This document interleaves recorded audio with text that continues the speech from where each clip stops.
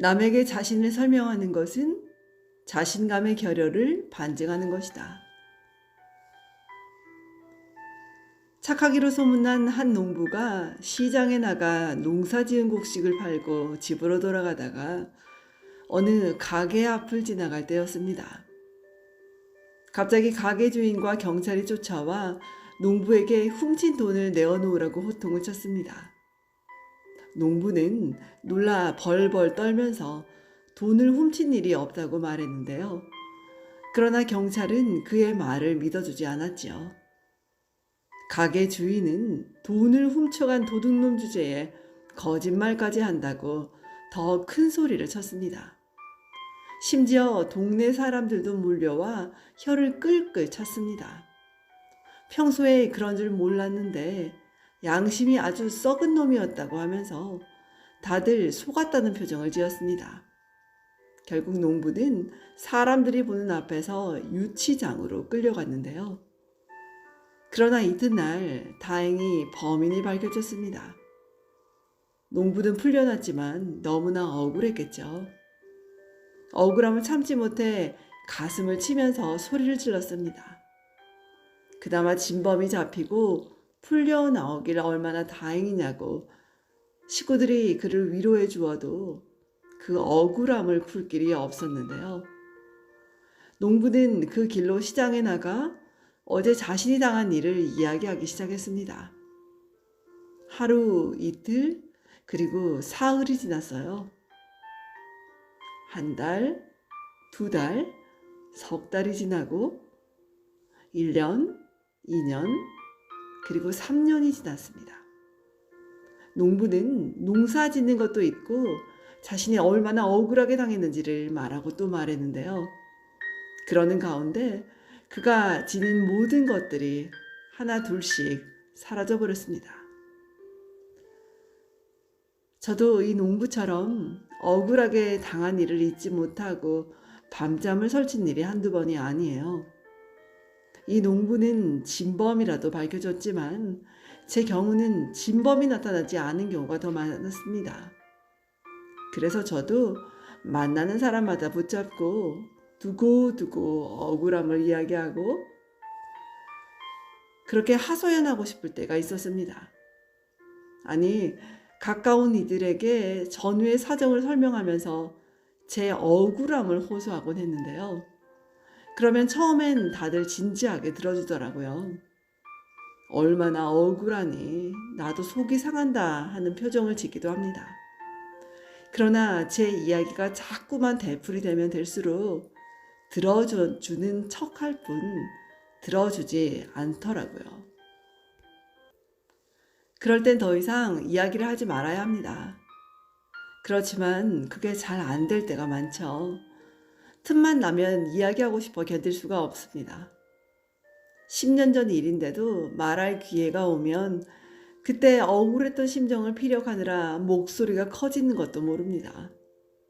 그만큼 억울하다고 느껴진 일은 큰 상처로 남게 되는데요. 그렇지만 이 농부처럼 해야 할 일을 팽개쳐둔 채 그게 생업임에도 불구하고 일은 하지 않고 계속 억울함만을 호소하고 있을 수는 없잖아요. 아무리 억울하더라도 잊어야 합니다. 가슴에 맺힌 멍이 아물지 않더라도 잊으려고 노력해야 합니다. 물론 그게 그리 쉬운 일이 아니겠죠. 어떤 때는 억울하게 만든 상대방의 얼굴이 자꾸 떠올라 애써 지우려고 하면 할수록 더욱 또렷하게 떠오르는 경우도 있더라고요. 저는 어릴 때부터 어른들한테 변명하지 말라는 말을 참 많이 들어왔는데요. 무슨 잘못된 일이 있어 전후 사정을 자세히 설명하려 들면 야 임마 변명하지 마. 어른이 꾸지람을 하는데 잘 귀담아 듣고 있어야지. 무슨 변명이 그리 많아? 하고 야단을 맞았습니다. 그럴 때마다 왜 설명을 변명이라고 하는지 모르겠네. 어른들은 참 권위적이야. 하고 중얼거리면서 가능한 한 제 입장을 설명하라고 애를 썼습니다. 어른들의 그런 태도는 저로 하여금 복종 잘하고 순종 잘하는 사람이 되도록 몰고 가는 측면이 있었는데요. 그, 저는 그 점이 무척 싫었습니다. 제 생각과 상황을 설명할 수 없다는 것은 군에서나 통하는 상명하복의 질서를 요구하는 게 아닐 수 없었는데요. 그래서 어떤 부당한 일에 저 자신을 자초지종 설명해야 할 필요성이 느껴지면 열심히 설명하려고 애써왔습니다. 물론 열심히 설명을 하되 변명이 되지 않도록 노력해왔겠지요. 그러나 제 입장에서는 설명이지만 다른 사람에겐 변명으로 느껴질 때가 참 많았나 봅니다. 제 설명이 끝내 상대방을 이해시키지 못하고 일이 더 엉키거나 악화되게 만드는 경우가 종종 있었던 것을 보며 말입니다. 신영복 선생의 책 감옥으로부터의 사색엔 남에게 자기를 설명하려고 하는 충동은 한마디로 자기 자신에 대한 자신감의 결여를 반증하는 것입니다. 라는 구절이 있는데요. 그 구절은 저 자신을 돌아보게 만들었습니다. 지금까지 나를 애써 설명하려 든 것은 내 자신감의 결여를 나타내는 일에 지나지 않았던 것이었구나. 이젠 굳이 나를 설명하려고 들지 말아야지 하는 생각을 하게 되더라고요.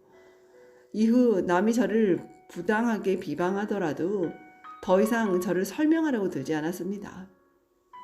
특히 천안함 폭침 사건 때는 수장당한 병사들의 연결식 때 한 신문에 추도의 글을 썼다가 비방의 말을 참 많이 들었는데요. 천안함 폭침 원인을 왜 북한 소행이라고 하느냐는 게 비방의 주된 원인이었습니다. 저는 그때 당신의 친동생이나 친형, 당신의 아들이나 조카가 그렇게 수장되어도 나를 그렇게 비방할 것인가 하는 글을 다시 쓰고 싶었습니다. 그러나 그런 글을 쓰지 않았어요. 그런 설명의 글은 저 자신의 자신감의 결여를 반증하는 것일 뿐이었습니다. 비방을 비난으로 응수하는 것은 불 속에 장작을 집어넣는 것과 같지 않을까요? 비방하는 자에게 의연한 태도를 갖는 사람은 이미 그것을 이겨낸 사람이라고 하잖아요.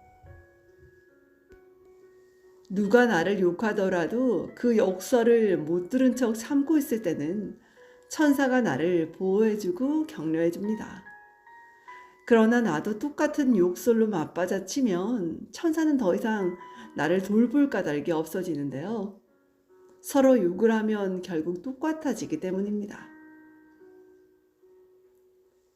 남의 비방을 참는 것이 복수하기보다 더 쉬운데요. 깊은 강은 돌을 던져도 그 흐름이 변하지 않는다고 했습니다. 이 말을 꼭 기억하시기 바랍니다. 이상 내 인생의 용기가 되어준 한마디 책을 낭독해 보았습니다. 남에게 자신을 설명하는 것은 자신감의 결여를 반증하는 것이다. 정말 너무 멋진 말 같아요. 왜 이런 말도 있잖아요. 명품은 굳이 자신을 설명하려 들지 않는다. 오늘도 남에게 굳이 자신을 설명하려고 하지 않고 있는 그 자체로 당당하고 자신감 충만한 여러분 되시기 바랍니다. 오늘도 좋은 날 되세요. 고맙습니다.